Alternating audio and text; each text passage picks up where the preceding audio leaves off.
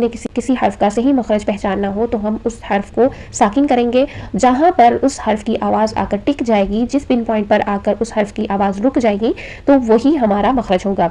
अब ऐसा नहीं है कि हमारी आवाज़ जहाँ पर भी टिक रही है हम उसी जगह को कह दें कि ये हमारा मखरज है, नहीं। हम पहले हर हर्फ के मखरज की प्रॉपर डेफिनेशन पढ़ेंगे। जब हम उस डेफिनेशन को पढ़ेंगे उसके बाद हम उसको अप्लाई करने की कोशिश करेंगे कि क्या हमारी पिन पॉइंट जहाँ पर बन रहा है, जहाँ पर हमारी आवाज़ आकर टिक रही है, क्या वो प्रॉपर उसी डेफिनेशन के मुताबिक उस जगह पर टिक रही है या नहीं। तो जो डेफिनेशन हम करेंगे हर्फ के बारे में, उसी डेफिनेशन के मुताबिक हमें वही पिन पॉइंट चाहिए अदायगी के लिए।